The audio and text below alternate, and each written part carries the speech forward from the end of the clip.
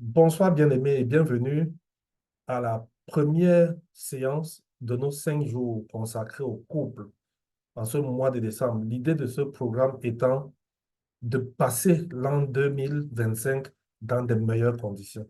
L'idée étant d'aborder la nouvelle année dans des conditions nouvelles, transformées et surtout entrer dans cette nouvelle année avec beaucoup de joie, de jouissance, de bonheur et de tout ce qui peut entourer ce que nous attendons dans le couple. Malheureusement, nous avons constaté qu'il y a des vérités que des couples n'ont pas et qui sont des obstacles pour leur vie conjugale. C'est pour cela que nous nous sommes dit dans cette série, nous allons commencer par présenter les 7 vérités qui transforment un couple, les 7 vérités importantes qui peuvent transformer un couple au début de l'année. Quelqu'un me dit qu'il ne m'entend pas. Est-ce que c'est confirmé que vous ne m'entendez pas? Si vous ne m'entendez pas, écrivez. Si vous m'entendez mieux, dites-moi. Je peux parler un peu plus fort. Est-ce que vous m'entendez maintenant?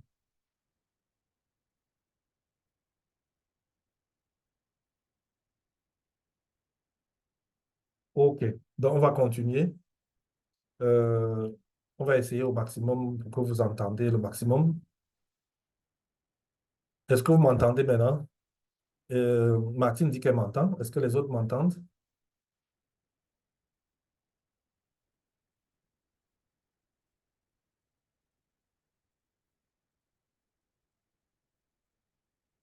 D'accord. Donc, on va donc continuer. Merci. Donc, je disais qu'on commence cette série par les 7 vérités qui transforment, les 7 vérités qui transforment un couple quand on les découvre à temps. Donc, cette première soirée, c'est une soirée de transformation dans laquelle je vais vous annoncer 7 petites vérités, peut-être même que vous connaissiez, mais que vous n'avez pas perçues telles qu'elles se présentent, telles qu'elles devraient être implémentées dans votre couple. Dieu a un plan merveilleux pour votre couple et Dieu veut que vous puissiez vous épanouir dans votre relation conjugale. Dans le livre de Jean, au chapitre 8, verset 22, il dit, vous connaîtrez la vérité et la vérité vous affranchira. Beaucoup de personnes souffrent parce qu'ils ne connaissent pas la vérité. Et comme ils ne connaissent pas la vérité, ils souffrent, ils peinent à cause d'une absence de vérité. Alors, je vais vous rappeler quelque chose au sujet de la vérité. C'est très intéressant. Je suis dans une ville au Cameroun maintenant, de passage pour un travail, et j'ai pris une chambre dans laquelle je vis. Et pendant longtemps, je me suis plaint qu'il n'y avait pas d'eau. J'ai envoyé puiser de l'eau à gauche et à droite. Et c'était un peu difficile pour moi. Il y a des moments où je me suis lavé à l'eau minérale parce qu'il n'y avait pas d'eau. Jusqu'à ce que quelqu'un vienne me faire comprendre que, en fait, ton compteur est fermé. Et il a suffi d'ouvrir le compteur pour que j'ai l'eau. Et donc, je suis resté prisonnier du manque d'eau parce que je n'étais pas au courant que mon compteur est fermé. Et c'est ça que je veux que vous compreniez aujourd'hui, que les vérités que nous allons apprendre vont vous affranchir. Pour ceux qui ne me connaissent pas, je suis Roger Fondy. Je suis coach et conseiller conjugal. Je suis auteur de plusieurs livres et particulièrement Les 21 jours pour son conjoint, que je vous recommande d'ailleurs. Voilà mon adresse email, voilà mon numéro WhatsApp si vous voulez discuter avec moi. Étant entendu que pendant cette semaine-ci, comme c'est une semaine de couple, vous avez le droit de m'écrire une box. Vous avez le droit de me poser vos problèmes inbox.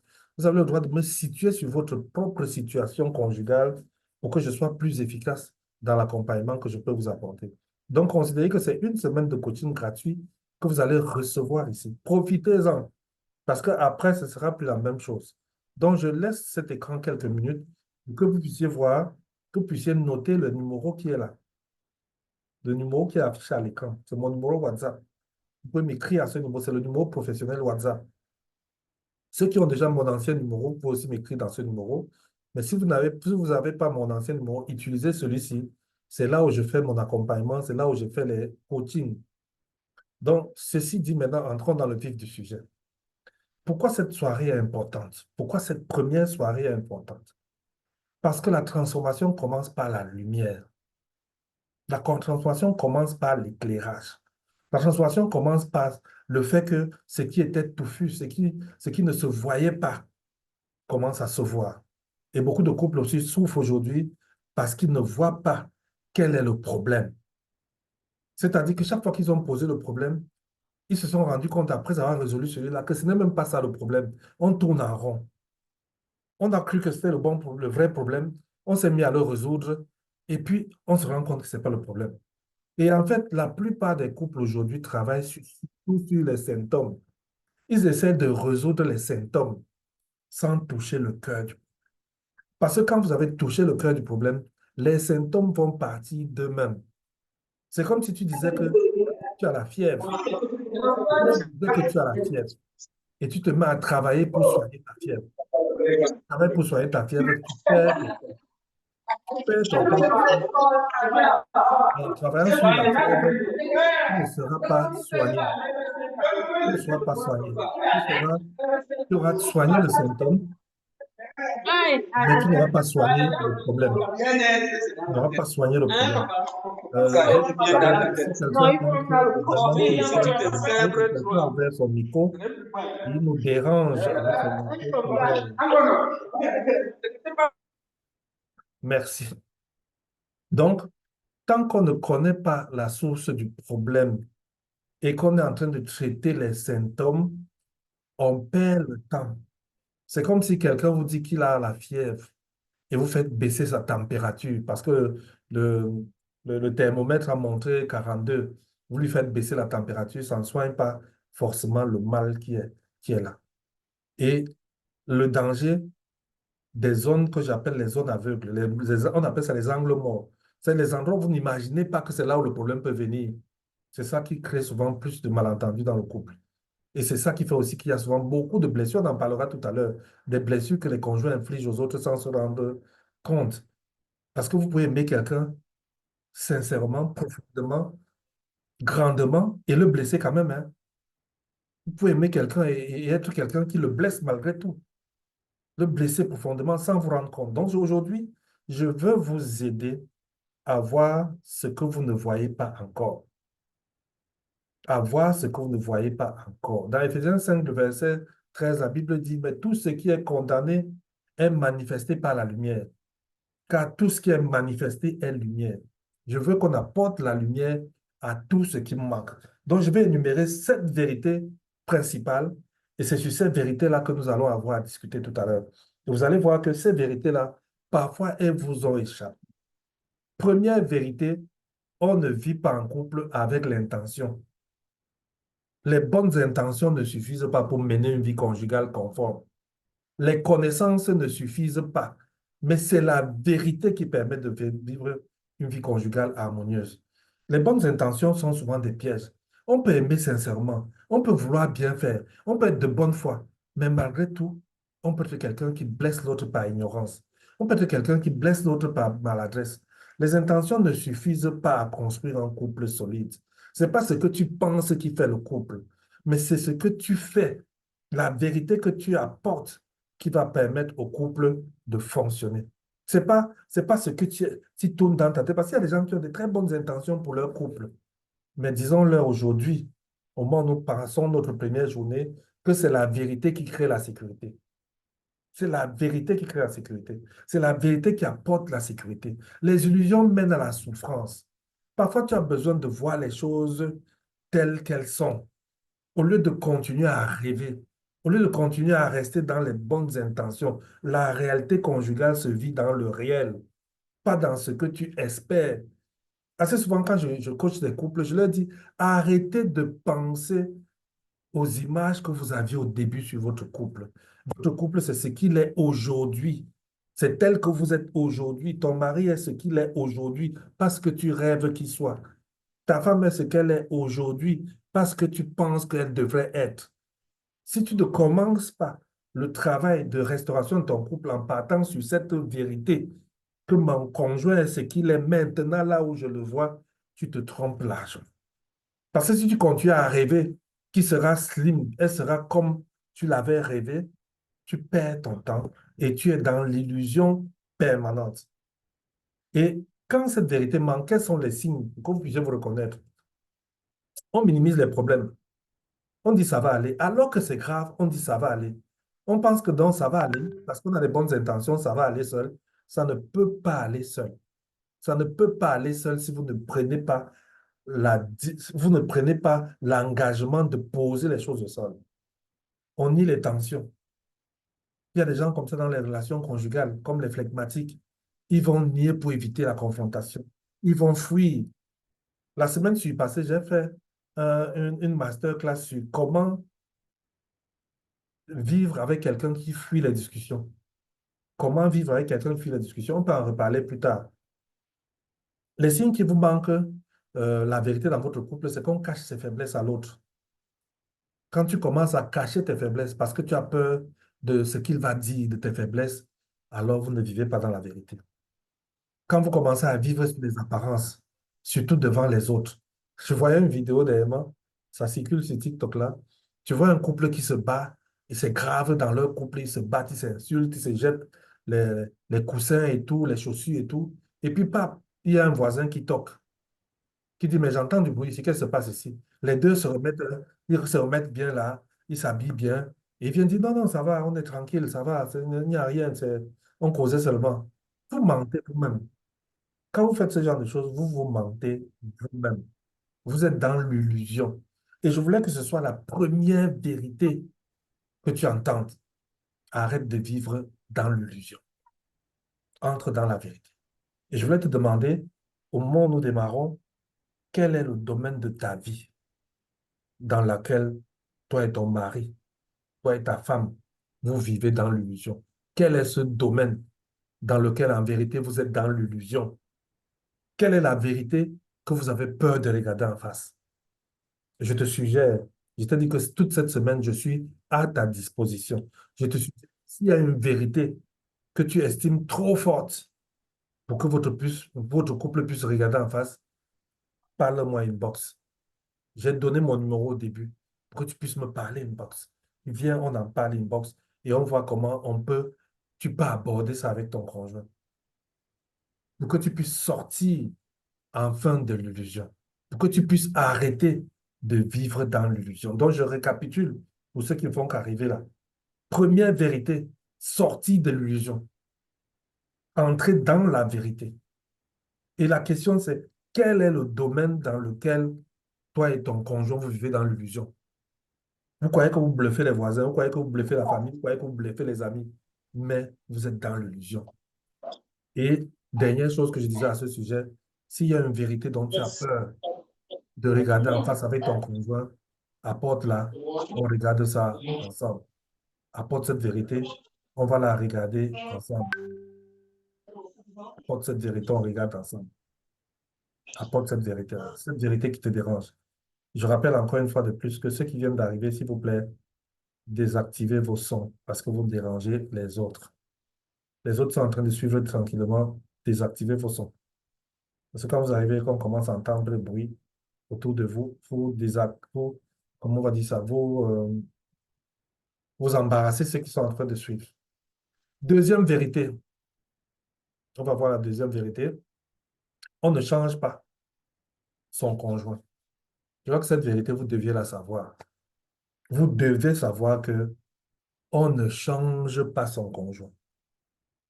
On ne change pas son conjoint. Laissez le combat là. C'est un combat perdu d'avance. Toutes les sociétés africaines disent que on ne peut pas changer un poisson sec. On ne peut pas redresser un poisson sec.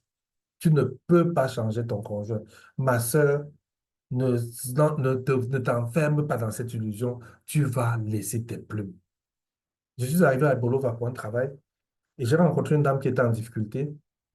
Et elle m'a dit, je fais maintenant chambre à part avec mon mari. Je dis pourquoi? Elle me dit parce que j'attends qu'il change. Tant qu'il ne change pas, je rentre dans la chambre. Je dis pourquoi? Elle me dit parce que si je rentre, il ne va pas changer. Je lui dis, et s'il ne change pas? Elle dit, il va seulement changer. Vous ne pouvez pas. C'est un mythe de penser que tu peux changer ton conjoint. Et la plupart des frustrations dans le couple vont venir du fait que tu espères qu'il change et il finit pas par changer.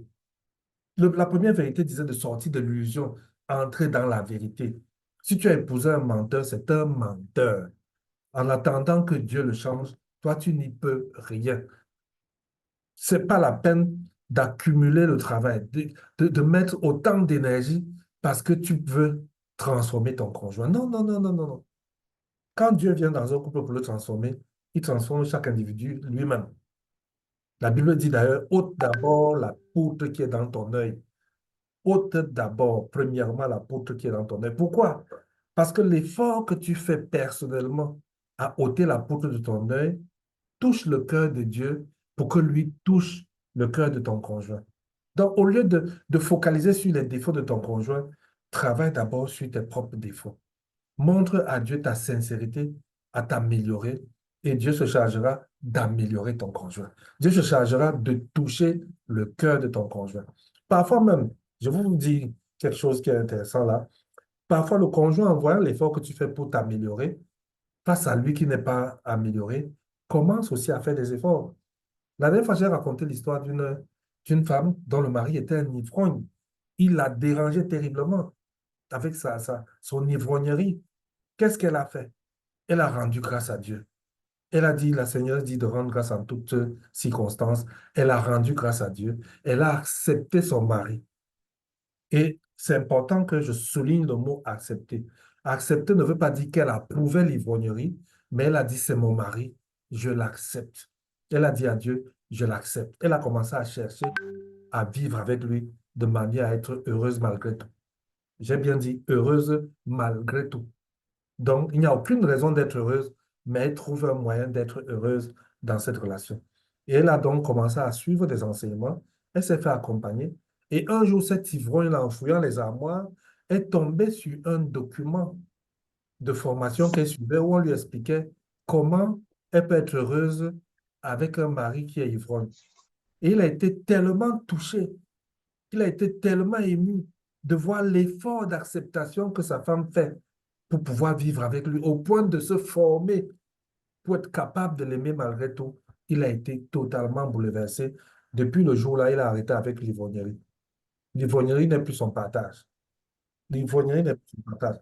Donc, la deuxième vérité que je voulais que tu suives aujourd'hui, c'est que tu ne peux pas changer ton mari. Tu ne peux pas changer ta femme. Tu n'y peux rien. Mais par contre, tu peux changer toi-même. L'exemple de l'histoire que je viens de raconter, tu peux changer toi-même. Tu peux travailler à t'améliorer. Tu peux travailler à être capable de vivre avec ce genre de personnes. Et Dieu va apprécier l'effort que tu fais pour vivre avec lui. Et l'un des signes d'alerte que je vois souvent dans les couples, c'est les gens mettent le fardeau sur le conjoint. Ah, si le conjoint changeait, s'il changeait vraiment notre couple serait tellement, tellement meilleur. Si mon conjoint changeait, ça irait tellement mieux. Tu peux changer et ça a un impact sur la vie conjugale. Arrêtez de focaliser sur le changement de un. Commence par avoir ton propre changement. Pourquoi? Parce que derrière ça, il peut avoir des attitudes toxiques comme celle d'hier, je lui expliquais ça que si tu lui mets la pression, ce monsieur est sous pression, la pression de changer.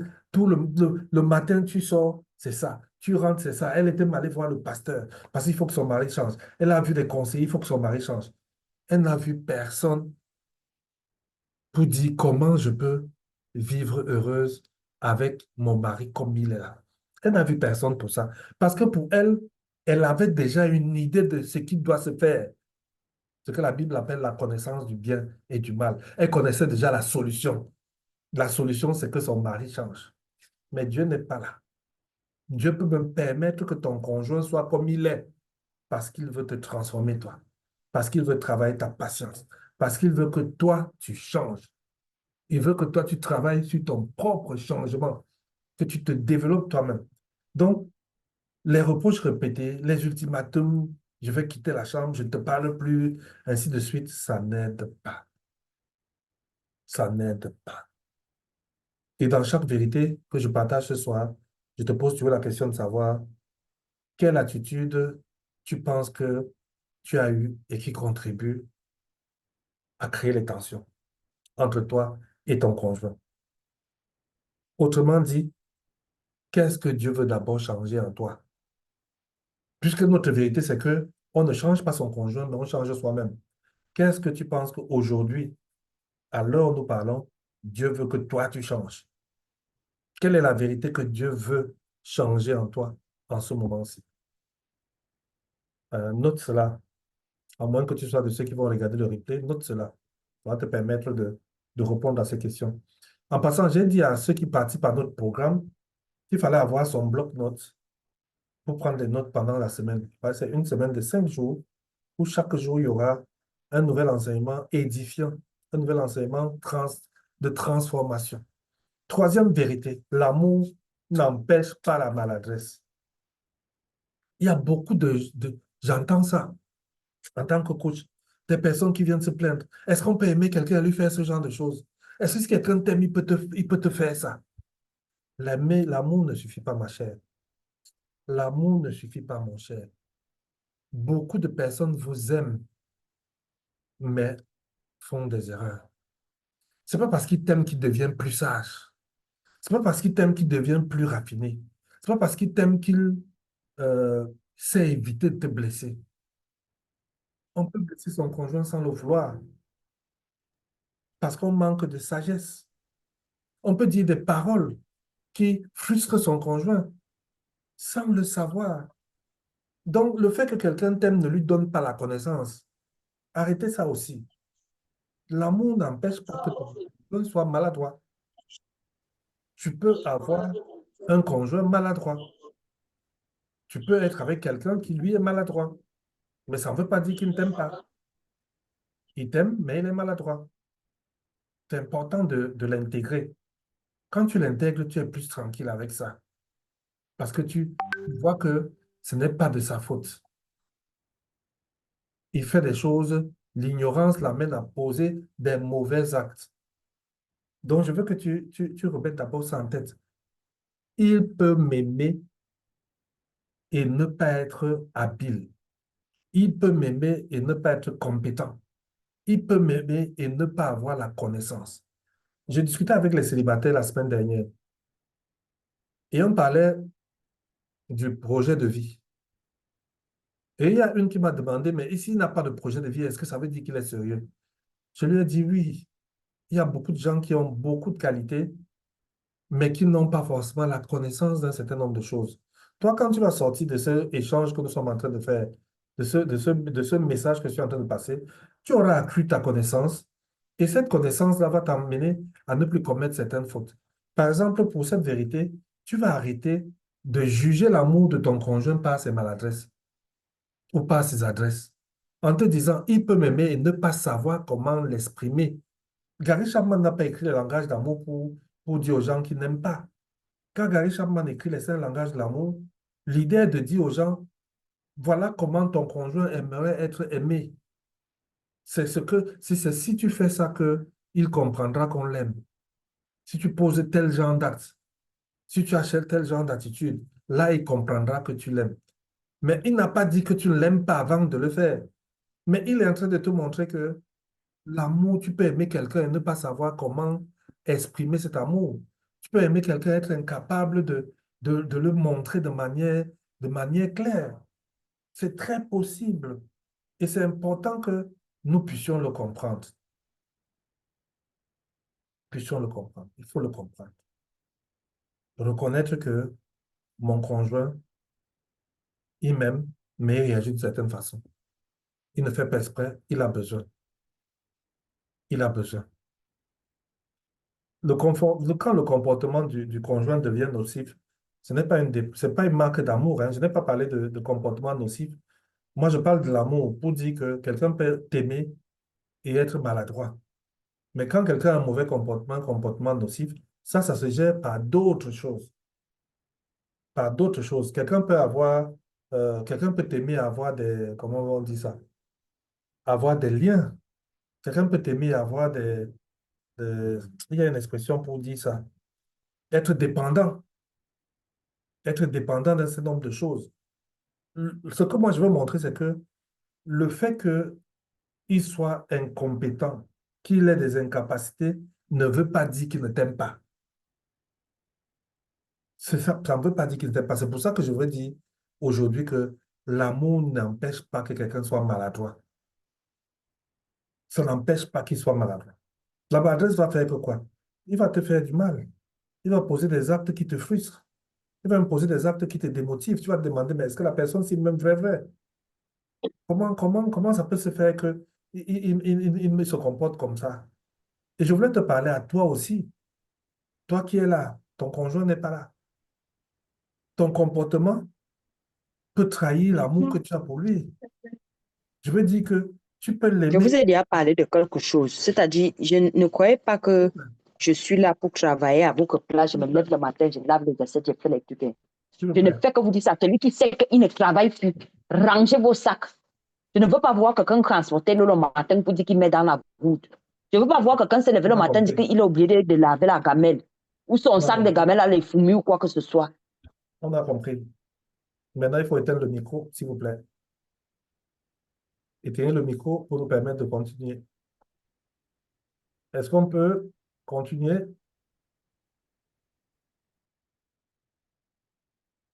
Je crois qu'on peut continuer. OK. Donc, j'étais en train d'expliquer que à toi-même qui m'écoutes en ce moment-ci, je veux m'assurer que tu es conscient que tu peux aimer quelqu'un et être maladroit. Je veux que tu sois conscient que Gary Chapman a écrit un livre dans lequel il t'explique que tu peux aimer quelqu'un et ne pas savoir comment le lui exprimer.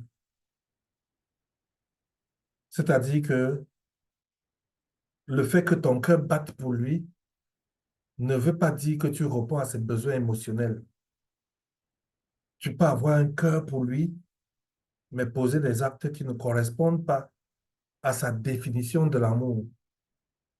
C'est pour ça que quand tu fais le test pour le langage de l'amour, tu peux savoir si la personne avec qui tu es est une personne qui aime les cadeaux, est une personne qui aime le temps qu'on passe avec lui, est une personne qui aime les câlins, est une personne qui aime qu'on lui rende des services, est une personne qui aime qu'on lui fait des compliments. Parce que sinon, tu vas l'aimer vraiment, mais ne pas être capable de lui faire comprendre que tu l'aimes. Et parfois, les conjoints font beaucoup de confusion dans ce sens-là. J'ai eu un monsieur qui reprochait à sa femme de ne pas tenir compte de l'amour qu'il a pour elle. Et elle lui disait, tu ne m'aimes pas. Il disait, comment ça tu peux dire que je ne t'aime pas? Je t'ai acheté une voiture, je t'ai donné un chauffeur, je ne connais pas ton salaire, je te donne tout ce qu'il faut ici. Comment tu veux dire que tu ne m'aimes pas? Et elle lui disait, tu n'es jamais là. Tu n'es jamais là. Donc pour elle, l'expression de l'amour, c'était la présence. C'était la présence. C'était ce rapprochement-là. Or, lui, l'expression de l'amour, c'était la combler de beaucoup de cadeaux. La combler de beaucoup de cadeaux. Et beaucoup d'hommes travaillent tellement dur qu'ils pensent qu'en comblant leur conjoint de cadeaux, en la mettant dans des grandes situations, ils expriment leur amour. Donc, cette personne-là a besoin de comprendre cette vérité, la troisième vérité, que l'amour n'empêche pas la maladresse. Tu peux être profondément amoureux et être maladroit. Celui-là, par exemple, se trompait largement, largement sur le fait euh, que sa femme s'attende à, à, s'attende à être aimée plutôt par sa présence. Et lui croyait que, il faut plutôt montrer qu'il peut lui donner beaucoup de choses. Donc, il était dans la maladresse, mais il était quand même amoureux. Je voudrais que ceux qui sont connectés puissent répondre à ceux qui disent qu'ils n'arrivent pas à se connecter. Il y a des gens qui disent qu'ils n'arrivent pas à se connecter là. Ils ne savent pas comment se connecter à notre programme. Pourtant, vous, vous êtes connectés, donc ça passe. Si vous êtes connectés, ça veut dire que le système passe. Mais il y a plusieurs personnes, pardon, aidez-les aussi dans le groupe là. Aidez-les comment on dit ça? Aidez-les en montrant que, en leur disant comment vous avez fait pour pouvoir vous connecter. Il y a plusieurs personnes qui demandent la connexion là-bas. OK. Troisième vérité, on passe à la quatrième vérité. Quatrième vérité, la communication ne crée pas les problèmes. La communication conjugale ne crée pas les problèmes. Par contre, elle révèle les problèmes. La communication qui a des problèmes dans un couple démontre que le couple a des soucis.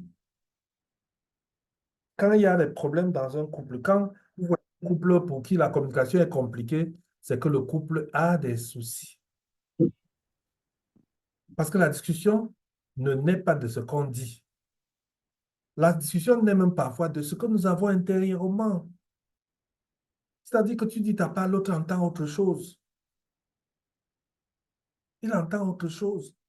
Et il entend ça en fonction de ce qu'il y a dans son cœur. Il entend ça en fonction de son éducation. Il entend ça en fonction de son passé. C'est ça qui amène à avoir une communication difficile. Dans mon livre, les 21 jours pour son conjoint dont j'ai parlé à l'introduction tout à l'heure, dans mon livre, les 21 jours pour son conjoint, que je vous recommande pour ceux qui ne l'ont pas encore, si vous êtes au Cameroun ou en Afrique, vous pouvez l'obtenir directement, c'est-à-dire que vous l'achetez, on vous l'expédie. Mais si vous êtes en dehors de l'Afrique, vous pouvez l'acheter par Amazon. Sur Amazon, vous pouvez acheter les 21 jours pour son conjoint. Dans les 21 jours pour son conjoint, le tout premier chapitre parle de la première réponse. Et il se base sur la parole de Dieu qui dit qu'une parole douce calme la fureur et qu'une parole douce excite la colère. Pour dire que s'il y a dispute, c'est souvent la manière dont on a perçu ce que l'autre a dit. C'est souvent la manière dont nous sommes, ce que nous sommes, qui crée cela. La Bible dit que c'est l'abondance du cœur que la bouche parle. Quand vous avez un couple où les discussions tournent toujours en rond, on n'aboutit jamais à rien. Ça révèle que le couple a des problèmes. Ça ne veut pas dire qu'il faut arrêter de discuter, parce que certains disent, non, arrêtons ça, cette discussion ne sert à rien. Non, la discussion ne peut pas être quelque chose qui ne sert à rien. En fait, si ça ne donne pas un résultat, c'est qu'il y a un problème en amont. Et c'est ça même le rôle du coach, de vous aider à détecter le problème qui est en amont, qui empêche que votre conversation aboutisse à quelque chose. C'est-à-dire, vous parlez, vous ne vous comprenez pas. Vous avez parfois besoin d'un facilitateur, de quelqu'un qui se met au milieu de vous et qui te fait comprendre que voilà ce que je crois qu'il veut dire. Et si vous suivez notre formation sur la communication, vous allez apprendre à reformuler ce qu'il a dit et à lui demander si c'est ce qu'il veut dire. Quand votre couple a des problèmes, votre communication devient un sujet de tension. Dès que l'autre veut parler, ça devient un problème.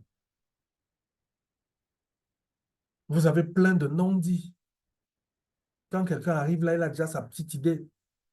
Quand tu dis que je veux te parler, il a déjà une idée de ce que ça va se gâter entre vous. Donc, je récapitule. La communication ne crée pas de problème. C'est les problèmes qui empêchent une bonne communication. Mais la communication n'est pas faite pour créer des problèmes. La communication est faite pour, au contraire, apporter la clarification, aplanir ce qui est obscur. Voici la question que je vais te poser sur cette quatrième vérité. Comment tu évalues ton communication? Si on te demandait aujourd'hui, est-ce que tu communiques bien? Qu'est-ce que tu dirais? Vrai, vrai, vrai. Ça veut dire que là, tu parles à toi-même. Ce n'est pas à moi que tu réponds. Qu'est-ce que tu dirais? Que tu communiques bien? Je dis toi, hein, je ne dis pas ton conjoint. Toi-même, tu penses que toi, tu es quelqu'un qui communique bien? C'est une question que je te pose. Quels sont les non-dits qui vous empêchent de bien communiquer? Quels sont ces non-dits-là? Les non-dits, ça veut dire des idées que tu as en tête, que vous n'avez jamais partagées, mais tu te dis les soupçons, les petites choses comme ça. Qu'est-ce que sont ces choses-là qui vont nourrir la tension, qui font que vous ne pouvez pas discuter paisiblement? Vous ne pouvez pas partager paisiblement. Quels sont ces non-dits-là? Moi, je veux les entendre. Écrivez une box. N'écrivez pas dans le grand groupe. Si vous voulez qu'on partage ça, écrivez ça box, on va partager. Mais si vous pensez que c'est quelque chose de privé, écrivez, on va, on va échanger là-dessus. Ah, je voulais me poser une question, j'ai oublié de poser la question. J'espère que vous tous, vous êtes dans le groupe qui avait été mis en place pour la semaine. Parce que c'est dans ce groupe-là que nous allons partager des ressources s'il y en a. C'est dans ce groupe que nous allons partager les ressources. Le groupe qui a été créé spécialement pour la semaine. Si vous ne l'avez pas, écrivez-moi inbox. Je vous donne le lien du groupe. Ou quelqu'un qui est connecté là peut mettre le lien du groupe sur Zoom là pour permettre aux autres de pouvoir le copier. Allons à la cinquième vérité. Votre passé parle dans votre couple, même en silence. Votre passé parle dans votre couple, même en silence. En fait, votre passé influence votre relation. Votre passé influence votre relation. Tes échecs du passé ont une incidence sur ta relation aujourd'hui. Je vous dis, une personne qui a été blessée, qui a été trahie dans sa précédente relation, a tendance à se méfier de dans la nouvelle relation. C'est-à-dire que tu es avec une personne qui a été trompée et tu ne l'as pas trompée toi. Mais cette personne est sur le qui-vive. Cette personne est même capable de te soupçonner de la tromper. Parce que dans son esprit, cette personne a déjà été trompée. Et donc, chaque fois que une situation ressemble à la situation dans laquelle elle était quand on l'a trompée arrive, elle commence à penser qu'il y a le danger est imminent. Il y a aussi des personnes qui ont eu des difficultés dans leur famille d'origine. Je pense aux personnes qui ont été rabaissées, aux personnes à qui on n'a jamais donné la parole. Quand ils arrivent dans le mariage, ils sont souvent hyper sensibles. Ils sont souvent le genre où dès que tu dis une parole là, il prend ça mal. Tu peux lui faire une blague, il prend la blague balle. Or, le couple est l'endroit où on doit avoir le plus de dérision. Le couple est l'endroit où on doit rire le plus de tout. Mais quelqu'un qui a été maltraité dans sa famille d'origine, dès que tu vas rire d'une infimité, il va prendre ça au tragique. Ça va lui rappeler comment on se moquait à la maison. Tu as les gens qui ont connu des relations brisées, des cœurs brisés. Ma petite fille appelle les blessés de guerre. Les blessés de guerre. Les blessés de guerre sont souvent des gens qui ont des réactions excessives. C'est-à-dire que chaque chose que tu fais ressemble à quelque chose de grave. Et c'est pour ça que j'ai choisi ce verset de Matthieu 7, verset 17, qui dit: Tout bon arbre porte de bons fruits, mais le mauvais arbre porte de mauvais fruits. Pour dire que si tu as des réactions excessives, si tu es méfiant de manière injustifiée, si tu as toujours besoin de contrôler tout, contrôler ton conjoint, là où il va, ce qu'il fait, avec qui il est, si tu es hyper sensible émotionnellement, mon frère et ma soeur, alors ça veut dire que tu es un arbre qui a besoin qu'on l'arrose, tu es un arbre qui a besoin qu'on revoie ses racines. Ça veut dire que tu ne peux pas porter un bon fruit parce que tu as un passif qui a besoin d'être géré. Et ne vous y trompez pas, le passé aura toujours une influence dans ta relation conjugale. Quelqu'un qui a eu un passé harmonieux, épanoui, tout ça, ne vient pas dans la relation conjugale en soupçonnant les choses. Il vient, il s'ouvre, il est libre. Et c'est pour ça que pour vous qui êtes des parents aujourd'hui, faites attention à la manière dont vous gérez vos enfants. Faites attention à la manière dont vous vivez votre vie conjugale. Votre enfant, que ce soit une fille ou un garçon, le lendemain, quand elle va se marier, elle va répéter les mauvaises choses qu'on faisait à la maison. Les peurs qu'elle a eues en vous voyant vivre, elle va les manifester dans sa relation conjugale. Dans sa relation conjugale. C'est pour ça que je voulais te demander ce soir, au moment où on aborde la cinquième vérité, est-ce qu'il y a une blessure qui t'influence encore aujourd'hui? De manière sincère, quand tu fais ton introspection, est-ce qu'il n'y a pas des peurs dans ta vie? Est-ce qu'il n'y a pas des choses qui te font peur quand tu penses à ton conjoint, quand tu penses à ton passé? Est-ce qu'il y a des choses qu'on t'a faites qui a euh, des incidences sur ta vie? Est-ce que ton passé sexuel, est-ce que ton passé sexuel n'influence pas ta vie aujourd'hui? Une fille qui a été violée, par exemple, vous comprenez que si tu t'amuses avec elle d'une certaine façon, elle se braque, elle se grippe. Elle a l'impression de revivre ce qu'elle avait vécu dans cet incident-là. Tout ça pourquoi? Simplement parce que elle n'a pas reçu de guérison de ce passé-là. Ce passé difficile, elle n'a pas été guérie de ce passé-là. Elle n'a pas surmonté ce passé-là. Et il n'y a pas que les femmes, même les hommes ont des choses qu'ils ont vécues dans leur passé. L'arrogance d'une ancienne, dans son ancien mariage, le mépris dans son ancienne relation, l'abandon en plein cours de route pour aller avec un autre, toutes ces choses-là ont une incidence grave. Donc moi, je te demande aujourd'hui, réfléchis à quelle blessure tu as. De plus en plus dans mes coachings, j'insiste sur les blessures parce que je me suis rendu compte que dans beaucoup de couples, il y a des petites blessures qu'on néglige parce qu'on a vu que ça a cicatrisé, mais on ne sait pas que c'est une fausse cicatrice. Le fond n'est pas guéri, ça ganglionne à l'intérieur. Et vous savez, quand ça ganglionne là, si on ne fait pas attention, il faudra même amputer. Et donc, quelle est la blessure non guérie qui t'influence aujourd'hui? Avec les jeunes avec qui je suis en train d'aider à, à organiser, à écrire leur projet de vie, la semaine passée, je leur ai dit de me parler des grands événements de leur vie. Je ne voulais pas leur dire, parlez-moi de vos blessures, mais je leur ai dit, quels sont les grands événements que tu as vécus dans ta vie? Sachant que, en me racontant ces événements, je peux voir là où il y a eu des blessures. Je peux voir là où ils ont été profondément blessés et les aider à guérir ces blessures. Parce que ton conjoint actuel n'est pas responsable de tes blessures passées. Ton conjoint actuel n'est pas responsable de ton passé. Il ne doit pas subir ce passé-là. C'est pour ça que toi, au lieu de le garder dans le silence, essaie de trouver un moyen de sortir de là. Essaie de trouver un moyen de guérir de ce passé douloureux. Maintenant, la vérité, si c'est cette, parce qu'on a déjà dépassé le temps, parce que nous devons aussi discuter un peu. La sixième vérité, c'est qu'un couple ne peut pas avancer sereinement sans une vision commune.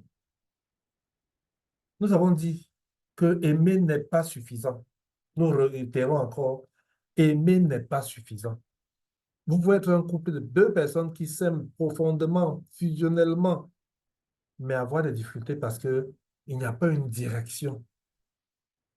Il n'y a pas une direction claire de là où on va. Il n'y a pas une mission que vous partagez. Il n'y a pas quelque chose. Ce n'est pas pour dire que vous ne connaissez rien, que vous ne faites rien. Peut-être même que pendant ce temps, chacun fait quelque chose de son côté. Peut-être même que pendant ce temps, chacun se développe de son côté.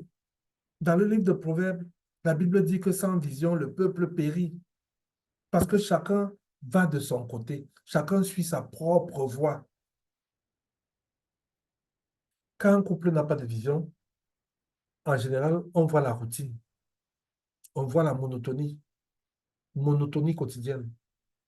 Et quand je dis routine ici, ne confondez pas routine et rituel. Il est important qu'un couple ait des rituels. Mais la routine, c'est même chose tout le temps. Unicité d'action, unicité de lieu, unicité de... Bref, pardon, on fait exactement la même chose.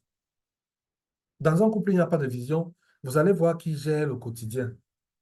C'est-à-dire, il n'avance pas de manière concrète, mais tu as l'impression qu'ils survivent, ils vivent quoi?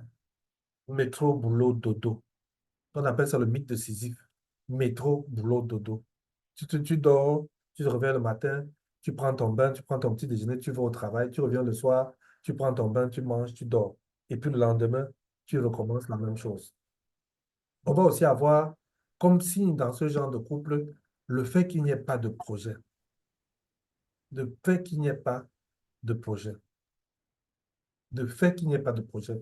Pour les peurs, je suis en train de lire un peu les commentaires, puis je ne les lisez pas. N'hésitez pas à en reparler. Bon, peut-être je vais lire ça quand j'aurai terminé tout à l'heure. Mais on peut en reparler de ces peurs-là qui empêchent de s'ouvrir, d'en parler avec l'autre. Remarquez que quand un couple réussit à avoir un projet, c'est comme si ils convergent vers le projet. J'ai remarqué par exemple des couples qui se sont accordés pour acquérir un terrain et qui se sont accordés pour construire. Mais il n'y a plus un genre de dispute qui met du temps chez eux. Parce qu'ils sont dans un projet qui leur prend du temps. Et ça leur prend tellement du temps que réfléchir sur les faux débats là ne leur perd plus de temps. En fait, le samedi, ils sont tous là-bas avec les enfants. Les enfants portent les seaux de sable. Ceux qui sont un peu plus âgés creusent. La femme est en train de gérer le maçon. Le monsieur est en train de courir faire les courses. Bref, à cause d'un projet commun, le couple vit. Ce n'est plus chacun de son côté, mais c'est ensemble. Donc, je voulais que tu comprennes ça. que tu as besoin de la vision. Je rappelle encore, parce que chaque fois que j'ai parlé de vision, j'ai créé des désordres dans les couples des gens. Je n'ai pas dit qu'il n'y a pas la vie quand il n'y a pas la vision, mais j'ai dit que vous n'avancez pas. Parce qu'une fois, j'ai fait un enseignement sur la vision à la radio et un monsieur m'a appelé pour dire, mon frère, tu as gâté mon mariage. Depuis que tu as parlé de la vision, ma femme ne me laisse plus avancer. Je ne peux plus parler à la maison. Pour elle, tant que je ne mets pas une vision sur la table, ça veut dire que je ne suis pas un vrai mari. C'est pas ça que je dis. Moi, je parle du couple. Vous avez besoin d'une vision commune. Pendant qu'on va faire le bilan de votre couple, vous pourrez profiter de ce bilan pour faire des projections, ce que j'appelle la vision, faire des projections pour 2026, 2027, 2028. Je rappelle aussi pour ceux qui viennent d'arriver qu'en janvier, nous aurons du 5 au 9, 5 jours de travail sur le bilan du couple. Nous avons décidé de ne pas faire le bilan cette fin d'année, mais de le faire plutôt en début d'année. Fêter bien, manger, inviter des amis. Pour le premier lundi de janvier, nous commençons avec la vision. Ce sera un programme payant. Ce n'est pas un programme gratuit. Mais cette vision-là, elle se fait en 5, je dis vision, je veux dire bilan. Ce bilan se fait en 5 jours. Je vais en reparler tout à l'heure. Parce que je pense qu'un couple aussi peut dire, nous, on ne va pas attendre janvier. Nous, on veut un coaching pour notre bilan. Nous, on veut le faire en 3 jours. Ou alors, nous, on va prendre une retraite d'un week-end et on aimerait qu'on travaille ensemble là-dessus. Moi, je peux me disposer pour cela. La septième chose que je voulais que tu comprennes comme vérité, c'est que le couple se détruit par ignorance, pas par méchanceté. Arrêtez de penser que votre conjoint est méchant. L'ignorance tue les couples plus que la méchanceté. L'ignorance, c'est l'un des poisons du couple. La plupart des couples n'ont pas un problème d'amour, hein. Ils n'ont pas un problème d'amour. Ils ont un problème de compétence relationnelle. Les gens ne savent pas organiser la relation conjugale. Ils se sont mariés sans être formés. Ils ne sont même pas informés. Ils ont seulement vu leur frère marié, leur père marié, leur cousin, leur oncle marié. Et ils se sont dit, moi aussi, je peux me marier. Mais ils n'ont pas la compétence relationnelle. Et c'est cette ignorance-là que certains pensent que c'est la méchanceté. Non, on ne peut pas épouser quelqu'un et être méchant avec lui. C'est le manque de compétences relationnelles qui amène les gens à ne pas développer sainement leur couple, à détruire leur couple. Dans Proverbe 24, le verset 3, la Bible dit que c'est par la sagesse qu'une maison se construit. Il n'a pas dit que c'est par l'amour, par la sagesse. Vous pouvez vous aimer et ne pas être capable de construire votre mariage. Vous pouvez vous aimer profondément et ne pas être capable de construire votre mariage. Vous vous aimez, mais le mariage vient vous dépasser. Pourquoi? Parce qu'il vous manque de la sagesse. Vous croyez qu'il suffit que ton cœur batte et que tu saches vivre une relation conjugale. Tu te rends compte que ce n'est pas ça. C'est autre chose. C'est autre chose. Alors, quels sont les signes qui manquent de sagesse? Les signes qui montrent qu'il manque de sagesse dans une relation conjugale, c'est le fait de blesser l'autre de manière répétée, dans les mêmes circonstances, dans les mêmes domaines. Quelqu'un ne peut pas blesser l'autre parce qu'il veut lui faire du mal. Et c'est souvent, assez souvent par manque de sagesse, manque de compétences relationnelles, tu blesses l'autre. Et tu le piétines toujours le même orteil. Le même orteil. Quand ça veut déjà guérir, tu as encore repiétiné. Oh, ça veut déjà cicatriser, tu as encore reprécisé. Dans des couples où où le conjoint est en train de détruire par manque de connaissances, vous allez observer qu'il y a beaucoup de frustration. Beaucoup de frustrations. On accumule les frustrations. On accumule les frustrations. On ne trouve pas la solution, mais on accumule les frustrations. On ne trouve pas de solution, on accumule les frustrations. On ne trouve pas de solution, on accumule les frustrations. Et on a l'impression qu'on tourne en rond. Toi, tu vois que depuis qu'on s'est marié, on a même fait quoi? Depuis que toi et moi, on s'est mariés, on a même fait quoi de notre vie conjugale? Toi, tu vois que vous n'avez rien fait. Vous avez passé le temps à tourner en rond. Vous avez passé votre temps à tourner en rond, tourner en rond, tourner en rond. Et vous voyez que même quand vous faites des efforts, ça n'aboutit à rien. Je voulais te demander maintenant, au moins on termine nos 7 éléments sur lesquels on devait parler. Quelle est ta vision pour 2026 de manière grossière? Quelle est la grande réalisation pour 2026? C'est-à-dire, ce qui va déterminer les autres choses que vous faites. Quelle est cette chose-là qui va déterminer tout ce que vous faites maintenant et pour lequel vous allez mettre l'accent? Première chose, quelle est la vision que tu as pour 2026? C'est-à-dire comment tu vois ta maison, comment tu vois ton couple, comment tu vois... Alors, je suis de retour. J'ai eu un petit souci. J'espère que ça ne vous a pas mis mal à l'aise, mais je suis de retour. Je suis de retour. On va terminer notre programme tranquillement. Merci. On va terminer notre programme. Alors, donc, je disais, je posais la question de savoir quelles sont ces choses-là que tu as prévues pour 2026. Tu dois avoir une idée de ton projet global. En une phrase, quel est ton projet global pour 2026? Et puis maintenant, quels sont les domaines où tu dois apprendre à ne plus blesser l'autre? Si vous êtes à deux, vous-même prenez un cahier, commencez à dire, oh, je te blesse souvent en faisant ceci. Lui aussi dit, je te blesse souvent en faisant ceci. Et vous notez, pardon, toutes ces choses pour lesquelles vous passez votre temps à vous blesser.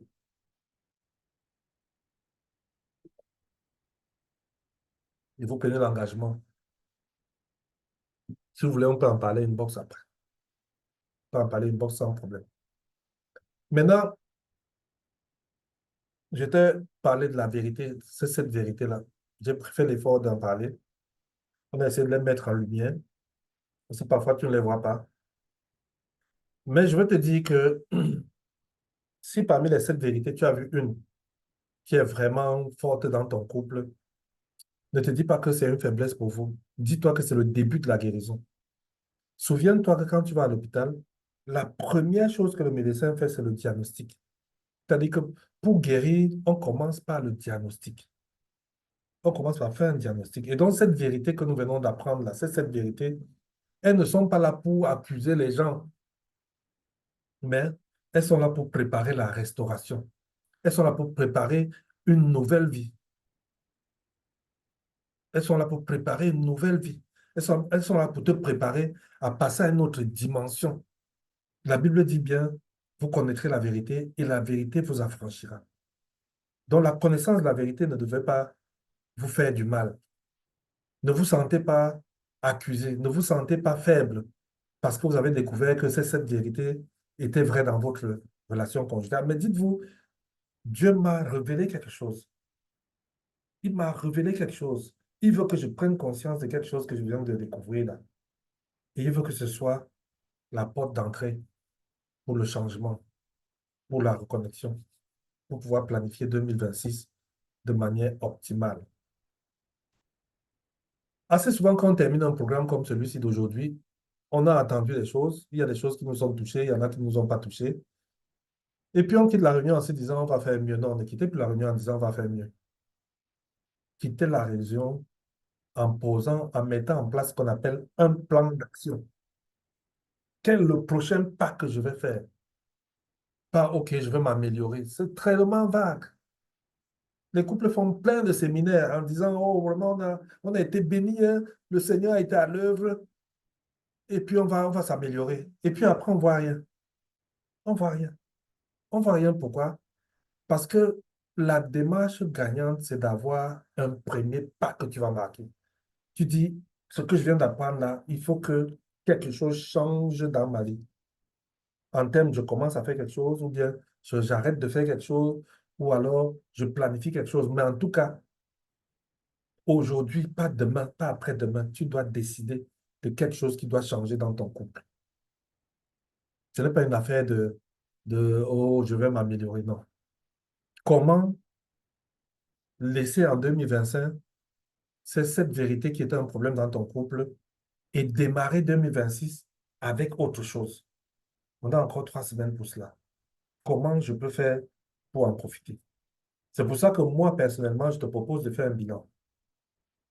La Bible dit que personne ne peut bâtir une maison sans s'arrêter pour faire comment on peut, pour évaluer s'il peut aller jusqu'au bout. Tu as besoin de faire une évaluation. Tu as besoin de faire un bilan. Le bilan sera pour toi comme un diagnostic de ton couple, comme un vrai diagnostic qui va te permettre de savoir d'où viennent les blessures que nous avons, d'où vient le blocage, qu'est-ce qui fait que notre couple est des tensions, quelles sont les zones d'ombre. Quand tu conduis la voiture, on parle de, comment on appelle ça encore? Mais des endroits où tes yeux ne voient pas, c'est-à-dire que tu as besoin des rétroviseurs pour voir ces endroits-là. Tu as comme ça des zones d'ombre dans ta relation conjugale que tu négliges. Tu négliges, tu ne sais pas, tu ne vois pas. Tu vois. Et comme tu ne vois pas, tu te dis, c'est pas grave. Et tu te rends compte longtemps après que c'était même ça l'objet de la frustration de ton conjoint. C'était ces petites choses que tu ne vois pas et que tu sous-estimes, tu négliges, qui étaient la cause de difficultés avec ton conjoint. Quels sont ces schémas mauvais? Quels sont ces schémas mauvais que tu as toujours appliqués? Donc, je te propose de faire ce bilan. Ce bilan va te permettre de reconstruire pour 2025 en évitant les erreurs du passé. Donc, voilà à peu près mon invitation pour toi aujourd'hui en disant, n'écoute pas le message d'aujourd'hui et dis, c'est bon, j'ai bien entendu, je vais m'améliorer. Mais dis-toi, j'ai besoin d'un plan d'action clair pour 2026. Et ce plan d'action clair commence par mon bilan. Je dois commencer par faire un bilan clair. Le bilan se fera du 5 au 9 janvier. Du 5 au 9 janvier, ce sera un bilan qu'on va faire. Ce sera payant, entièrement payant. Donc, commence à mettre l'argent de côté pour le bilan qu'on va faire l'année prochaine. Il coûtera 30 000 francs CFA. Ça veut dire que dès maintenant, tu peux déjà commencer à mettre l'argent de côté pour ces 5 jours-là de 2026, du 5 au 9, où on va faire le bilan ensemble. Maintenant, si tu veux un coaching personnel pour faire le bilan, genre, moi, je ne vais pas attendre 2025, je veux faire le bilan maintenant, là, en 5 jours ou en 3 jours. Ça veut dire que c'est un coaching privé. À ce moment, ça va te coûter 100 euros. 100 euros, c'est environ 65 000. 65 000, je vous prends à deux, ton conjoint et toi. Chaque soir, nous travaillons pendant 5 jours pour que tu sortes un bilan, un plan conjugal complet. Donc, je récapitule, tu as d'un côté le bilan qui va se faire de manière collective dans la semaine du 5 au 9 janvier, qui coûte 30 000 francs, et le bilan que tu peux faire dès maintenant, le week-end prochain, la semaine prochaine, la semaine suivante prochaine, qui lui, comme c'est un coaching 2 à 1, il va coûter 65 000 francs, donc 100 euros. Les coûts que je donne là sont des coûts des gens qui sont dans notre groupe, parce que ceux qui ne sont pas participants à ce programme ne payeront jamais ce montant. Je ne peux pas prendre du temps pour des gens que je ne connais pas et leur demander de me donner 100 euros. C'est comme si je... Les souris. Nous avons une autre conception de ce que nous faisons. Et nous n'allons pas accepter des paiements de ce niveau-là pour le travail que nous faisons. Mais par contre, pour les gens que Dieu a mis sur notre chemin, en disant, voici, il est venu parce que j'ai décidé qu'ils viennent suivre ça, eux, ils vont payer le montant de 100 euros, tout simplement. C'est un prix de famille. Donc, ne loupez pas cela. Réserve ta place. Tu as mon numéro que j'ai donné au début. Réserve ta place. Dis-moi de te contacter inbox. J'ai même décidé que c'est un choix que j'ai fait après avoir prié, que je ne vais pas faire le marketing pour des programmes comme le bilan.